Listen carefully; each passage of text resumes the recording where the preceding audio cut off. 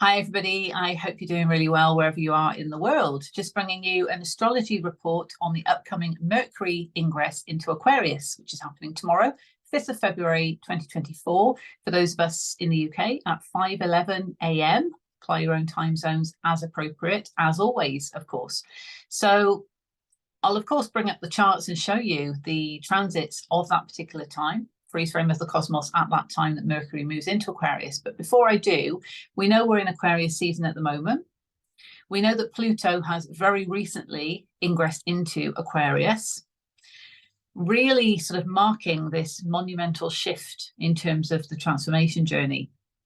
Aquarius being, of course, all about freedom and liberation, as well as innovation and change.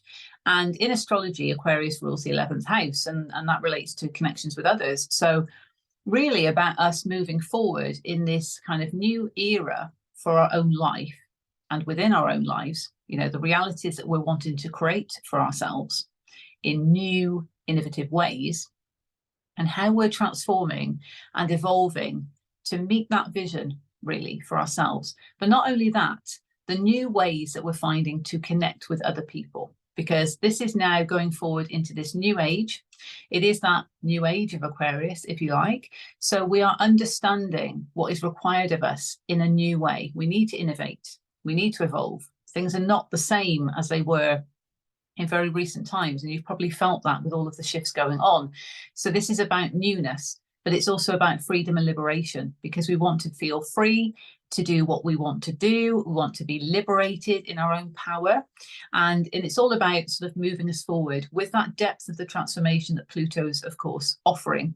And closing out cycles has been a massive part of this, because we need to detach from what doesn't serve us, to move us forward, to propel us forward into that which does serve us. But of course, that could take a leap of faith. It's stepping out of a comfort zone. And that can be quite sort of unsettling and challenging, of course, naturally. But this is about empowering our own selves through our sovereignty and understanding that now we can really carve out this reality for ourselves. And as a collective, that's obviously going to make a massive impact on a global scale. Okay, so enough of that. Let's pull up the chart and let's look at Mercury moving into Aquarius. So bear with me whilst I just find the chart for you. Okay, so as always, this chart just shows a freeze frame of the cosmos at the time of this transit. Okay, so we can look at the degrees of the planets and the asteroids that are here, and you'll see that I've drawn some lines, those kind of aspects that I was particularly intuitively drawn to that's going on. There's a lot more happening, but I have just highlighted some things that I feel are key, really. Okay, so if we look at this chart, we have got Mercury, 0 degrees of Aquarius, 0 minutes. And that's at that point. As I said, 5:11 a.m. GMT. Apply your own time zones as appropriate. And you'll notice that Pluto is right there, also at 0 degrees Aquarius, because he does move slowly, but he is 29 minutes ahead. However, they are still forming this exact conjunction of 0 degrees Aquarius. So what does that mean? Well, obviously Pluto has kind of like paved the way. Mercury is now following into the sign of Aquarius, out of that harsh realness of Capricorn when it comes to expression and communication, and into that more liberated expression. So because of the transformation journey, and we're being encouraged to bring that newness forward, we are being encouraged to innovate from that depth of the soul level. And Mercury is now supporting us with our expression of this. So, of course, communication, Aquarius is an air sign, so it might enable more communication to open up in that way. But it is about feeling free to express ourselves in terms of that which we are trying to transform into for our reality. And also there is that individualistic nature to Aquarius as well. Obviously, it does rule the 11th house in terms of connections with others, but there is a very unique individual trait to Aquarius. So we want to feel free to express ourselves in that way in accordance with our transformation journey and what Pluto has been helping us to do. But also, you know, we want to be able to express ourselves for who we are as an individual. So it's a unique expression. It's freedom and liberation in a unique expression of ourselves. So Mercury supporting the Pluto transformation in that, because when we can stand up and we can express ourselves for our true self, even if that requires change and innovation in some way, that is supporting us transforming as well, because the soul is evolving all throughout, and vice versa. Because we have evolved and because we have transformed and we've had to close out particularly harsh cycles, we now feel more free to be able to express ourselves. So they go hand in hand in that way. And this exact conjunction is heightening the energy of the two. So there's definitely emphasis here on transformation, deep transformation, moving forward, transforming in innovative ways, as well as how our expression comes into all of this. Okay, so that's what I would say first of all for that. And as I mentioned, there's many things going on because you can see the other lines, but my intuitive interpretations of what I'm drawn to and what spirit guides me towards is what I bring forth to these readings. Okay, so with that exact conjunction, Mercury and Pluto are actually in sextile, so the purple line, to Pallas. So Pallas is an asteroid, represents love and beauty, okay? And Pallas is in Scorpio at the final degrees, 29 degrees. So there can be a harshness to that, and you'll notice that Ceres is also 29 degrees of Sagittarius. So that's two feminine energies either side of the moon there that are at the final degrees. So we could feel like our feminine essence is being tested, okay, just generally. Because that's what's coming through to me now intuitively. So if that's resonating for you, that's the reason why, okay? Because we might be being asked to really go within and give ourselves that love that we really need and have needed to give ourselves.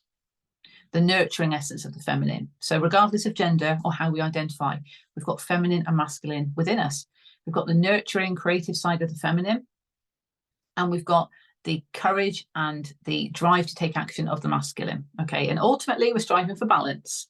But real world situations and this, you know, 3D reality, life, circumstances can throw us off balance sometimes. But this is just saying, okay, either side of the moon, emotions, and the moon's in Sag. So we're kind of discovering what we're feeling about all of this.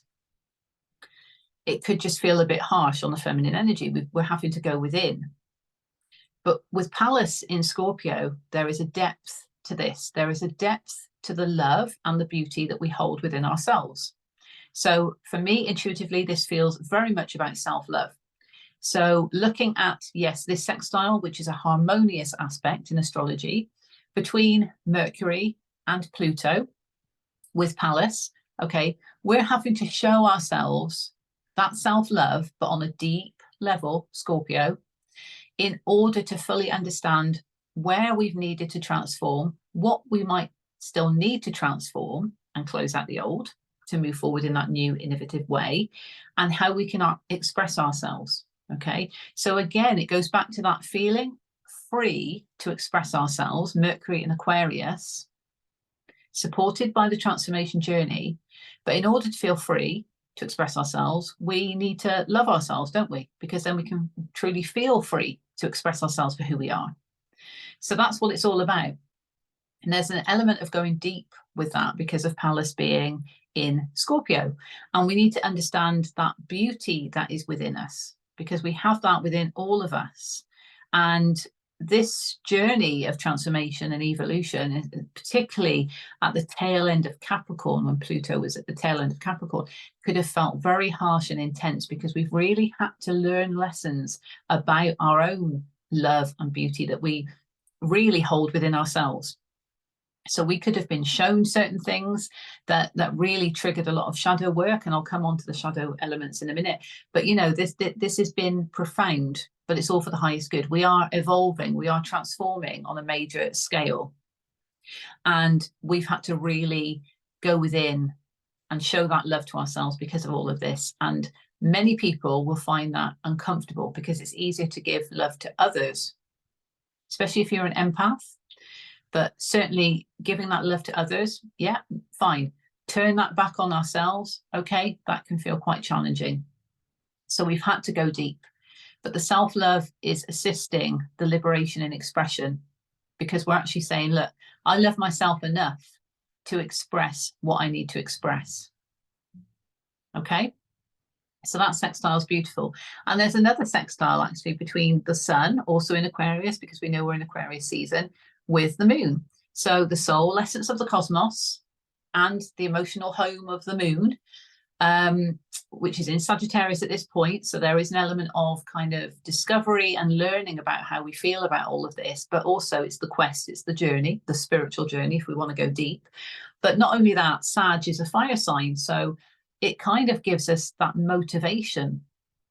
Emotions could be fiery. They could be, because we're wanting to get things moving in some ways. And we've had to understand this self-love first and foremost in order to motivate us, to propel us to go forward, to liberate our expression, if you like. And the soul essence, of course, in the sign of Aquarius, which is all about, yes, the newness that we're wanting to experience in this reality. And how do we feel about that? Well, there is a positive aspect between the two. So the soul is actually supporting our emotions, and our emotions is supporting the soul growth that's going on. So that's also very powerful as well. Okay, the motivation that we feel to actually transform where we need to transform because of what we've learned, because of what we've discovered. Okay. Obviously, this is not without its challenges, and the red lines represent squares, and there's just a couple that I've pulled out here, and that red line's a bit off, sorry, but it's basically from the moon to Lilith and Juno over here in Virgo. Again, two feminine energies here. Lilith representing, of course, the shadow feminine side. So perhaps those aspects of ourselves that we have not wanted to face and we've had to face recently, the wounds, the fears, the anxieties that have been coming up about certain things, but not only that, the deep desires that we have. And Juno is also feminine energy, represents love and marriage. So this has been coming up for a while about supportive partnerships, because marriage is a contract of sorts, okay? And it doesn't have to mean that you have to be married for this to apply. This relates to, in my view, soul contracts, supportive partnerships that are soul contracts between soulmates, okay? And that can be friends, family, romantic, whatever, okay? But where there is love there to support the other person through the shadow work that they've been going through. There is that conjunction, there's 2 degrees difference, but it's still a conjunction. They're still close enough to be kind of supporting each other, holding one's hand, if you like. So, or one another's hands, should I say, but holding one's hand, that's the self-love, obviously. That's where I was going with that, clearly. But yes, you know, Juno is there. There's definitely that love. We've got the love from Pallas, which I felt intuitively because of the aspects related to the self-love.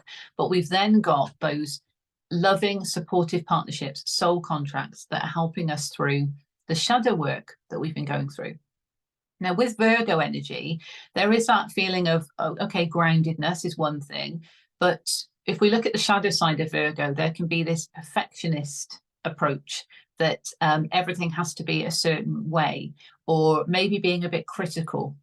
Okay, so supportive partnerships might be coming into play to sort of help us work through those shadow aspects where we do feel a bit critical of certain things, or where we need to calm ourselves down, you know, in terms of the perfectionism. And it's great to strive for that, but sometimes that can obviously get in the way.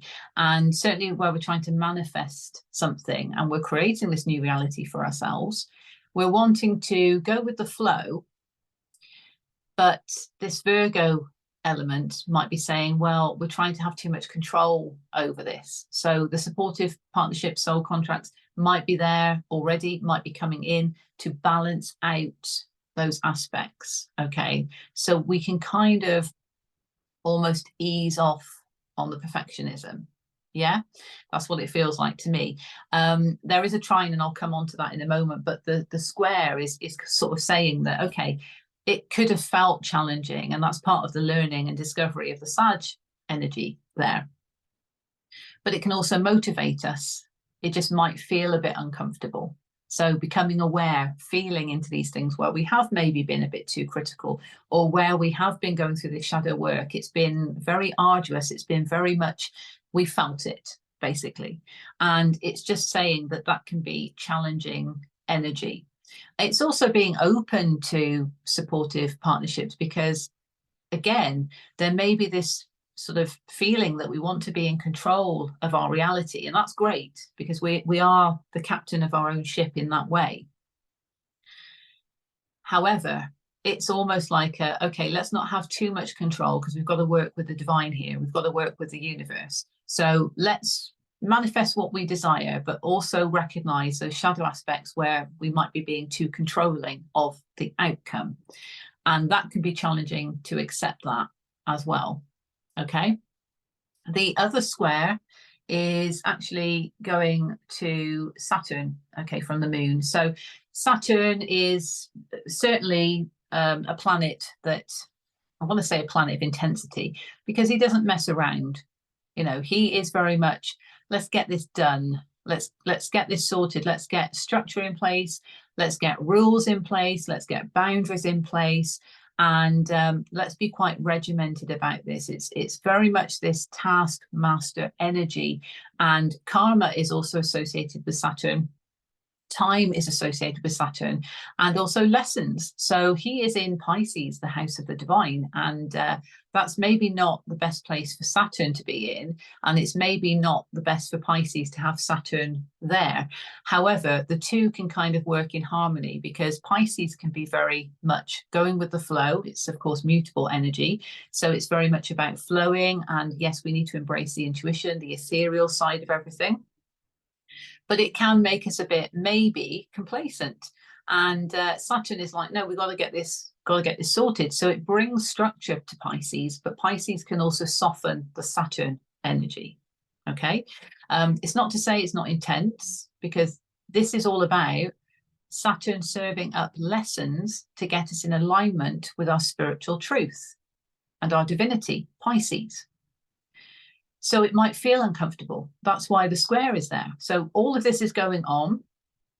And yes, we're embracing this Aquarian energy, and we're wanting to innovate and move forward. We've kind of understood what Saturn has been teaching us, but that's not to say it's not easy. It's not to say it doesn't feel challenging. Okay, so that's where the square can come in there. There is a sextile from Saturn across to Jupiter. And Jupiter, of course, in Taurus. So Taurus, worth and values, also represents resources, but Jupiter is that massive expansive energy. So Saturn and Jupiter are quite big planets here, and Jupiter can expand the negative and the positive. And there's an element of luck that can come with Jupiter, and hope as well. But here, with Saturn in sextile to Jupiter, it feels to me like, yes, we've been learning these lessons. We've got Saturn's memo. We understand this. So that's allowing for that expansion. And it's also allowing for us to have hope in this new reality that we're wanting to ground in for ourselves. But also, these lessons that Saturn's been serving has helped us understand more about our worth and our values. So we're expanding as a result of this, because we're more in touch with our worth and values. The challenging aspect with the moon is just that might have felt a bit uncomfortable, but we're understanding and we are expanding, okay, in that way. So that's where it's really positive. Now let's move on to the trines. Okay, these are also harmonious. These are the green lines. So we have got a trine between the moon and Chiron and the North Node down here in Aries, also conjunct there. Okay, so I've been saying for a while, this is all about the healing journey relating to our sovereignty. And also when it comes to our purpose and the path that we're following, what are we moving in the direction of? Our sovereignty, being the leaders of our own lives, and owning that with that Aries energy, which is all about the self. It's the warrior. It's the sovereign.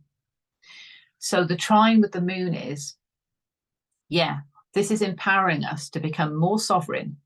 We're healing, so this is feeling good. This is cathartic.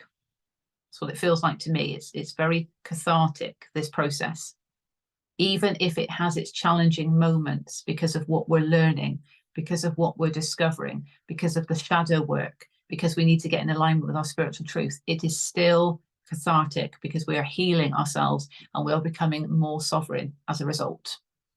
So that's extremely powerful. And that's where the fire energy here of Sag and Aries is really helping work together, okay, and helping us understand, because again, Sag, learning, we're understanding our sovereignty as a result of all of this. Okay, so do you see how the different layers link together with all of this? And it's not just one single thing. It's not just by saying, well, yeah, Mercury is moving into Aquarius. It's about looking at the other aspects going on at the same time. It forms that bigger picture in relation to our lives, okay? Which is fascinating. And of course, if you get your own natal chart and you have that in the middle and it's the synastry between the two charts, you can see how that's impacting your chart, your journey uniquely, okay? This is just a collective view based on the transits. You'll see the triangle that's there. So what I want to mention here is we've got Uranus, now direct, of course, also in the sign of Taurus. Uranus rules Aquarius. So there is still emphasis here around change, innovation, and also freedom and liberation. And Uranus can also symbolize unexpected change. But let's face it, we know that change has been on the horizon for quite a while because of this deep transformation journey that we've been on.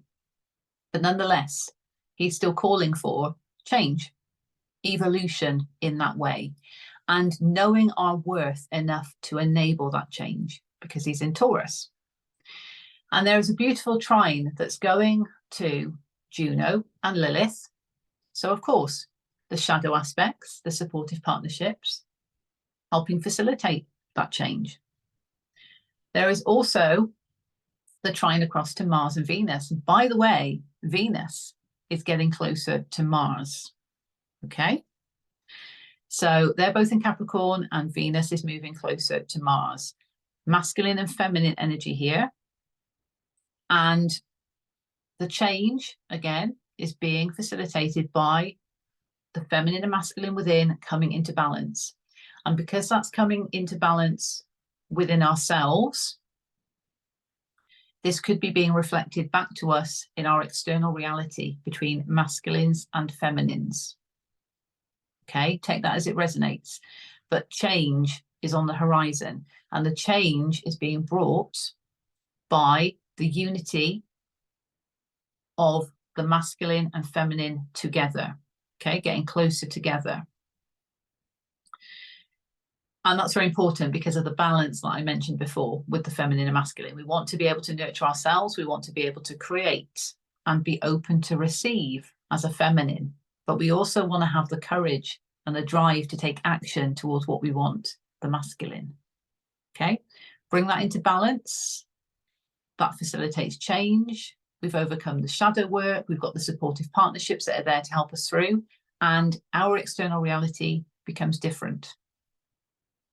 Okay, so the other trine, of course, to make this lovely triangle is from Mars and Venus across to Lilith and Juno. However, there is only a trine, and I've not drawn the two lines on here because it would have got too messy, but Venus is in trine to both Lilith and Juno. Mars is only in trine to Juno. Okay, the energy is still close. There's still going to be resonance here, but I found that interesting because what that was saying to me was Lilith is the shadow feminine, as we know. Juno is also feminine energy. Venus in trine to both of those. So the shadow elements have absolutely been relating to the feminine side. So the shadow feminine, okay? So perhaps around fears of being open to receive divine love, joy, abundance, blessings. perhaps the fear of being able to create, perhaps the fear of being able to nurture. Okay, those might have been particular things coming up from the shadows that the feminine has needed to work with. And Venus has been teaching us to do that through an audit of our investments. Where are we investing our energy? Where are we investing our resources in that way? Where are we investing our money? Where are we investing our love?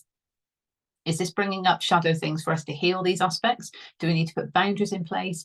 Do we need to actually be open to receive? Are we quite closed off? So we've been receiving this message from Lilith for a while and from Venus for a while, okay? But particular emphasis here of the shadow aspects of the feminine that Venus is helping to work through this audit of our investments. You need to take stock of where you are investing your time, where you're investing your money, where you're investing your love.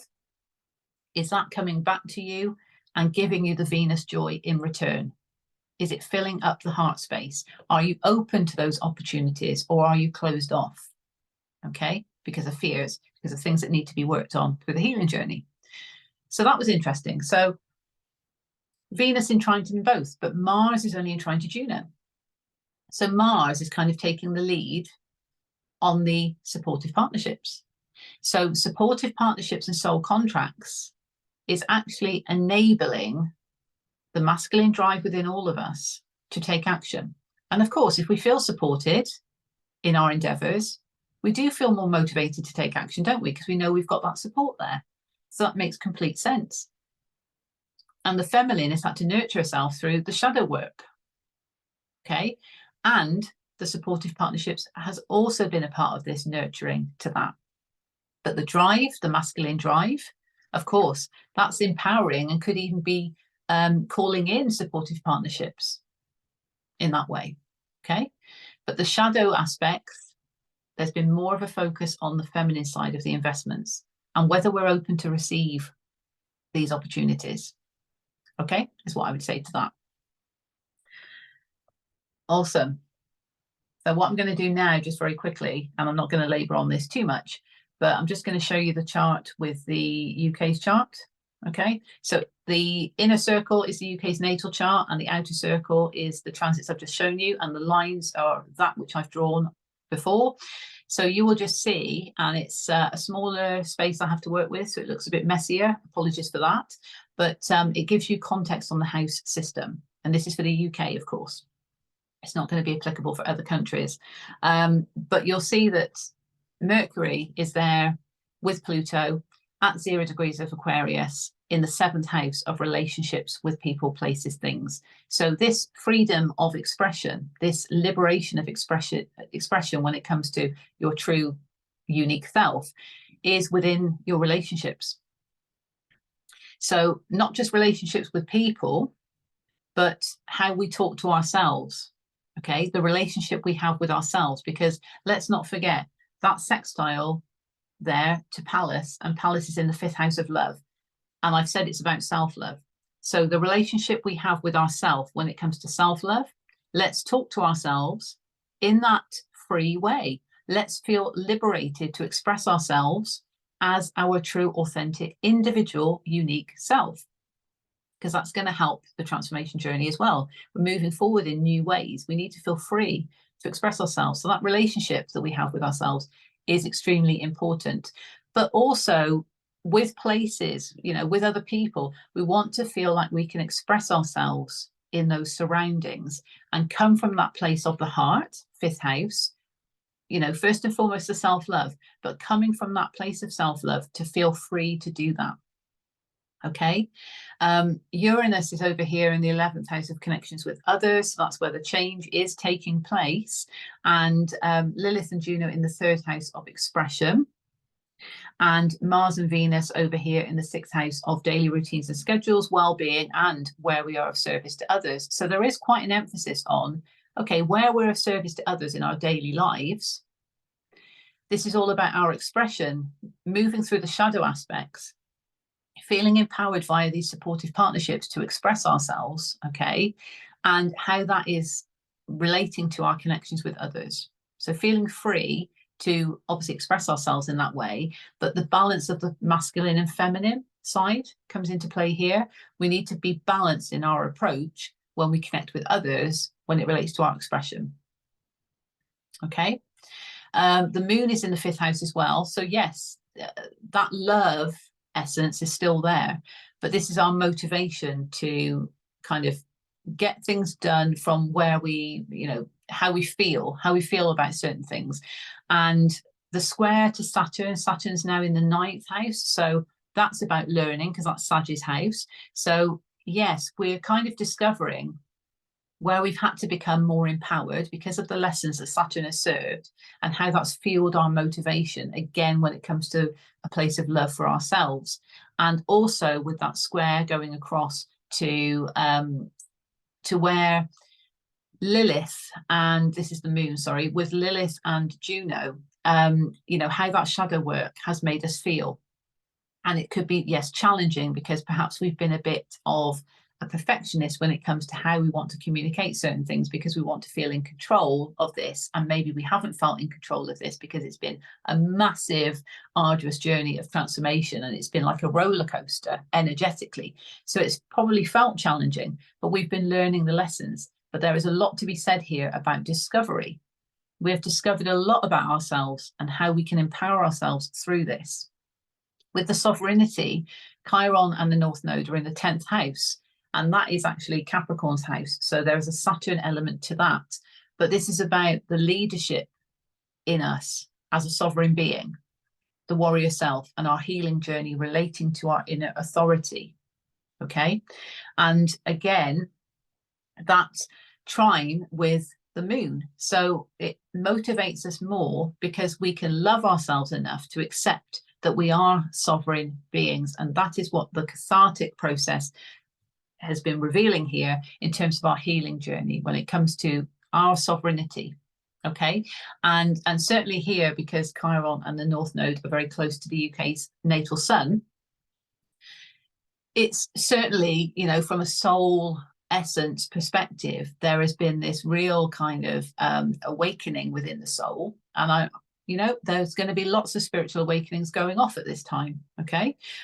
These realizations, these kind of sudden awareness and sudden perspective shifts of certain things. Okay. Spiritual awakenings and becoming more empowered, getting in alignment with our spiritual truth, understanding why. So of course, feeling into that, it's going to be cathartic as we're healing our sovereignty, but it might just feel challenging because we've had to really empower ourselves through these Saturnian lessons, and we've really had to get through the shadow work when it comes to our expression, our true authentic expression of self, but also being open enough, because this is the other thing that's just coming through here, being open-minded enough to feel with the moon, okay, that we can be open to receive supportive partnerships, soul contracts that want to come in to help us through this process, you know, to be open to what that might involve. Because when you think of a journey, okay, that unfolds, doesn't it? So it's kind of like,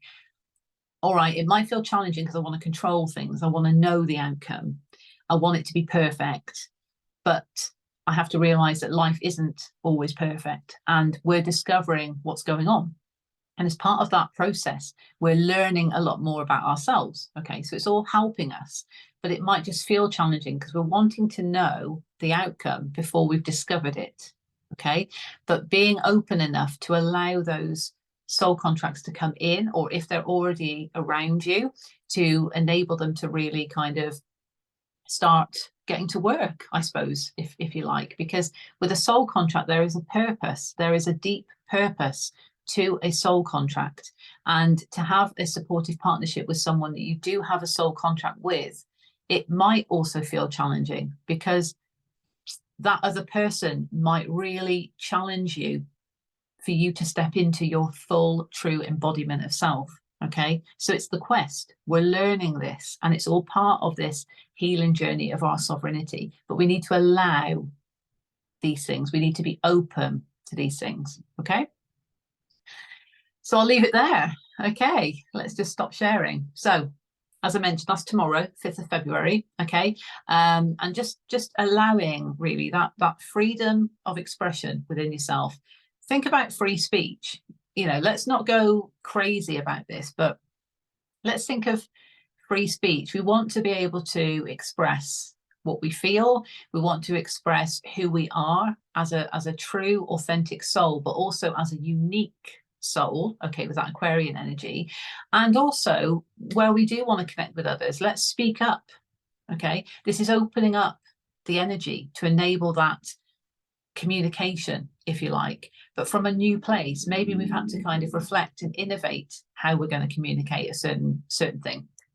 Okay, but it's part of the transformation journey with that conjunction with Pluto. So the one is assisting the other, and that's also the supportive partnership. Okay, Pluto had that with the Sun when he first transited into Aquarius, but now Mercury is there to really help open up the communication and that expression, because Pluto's had to go deep with us.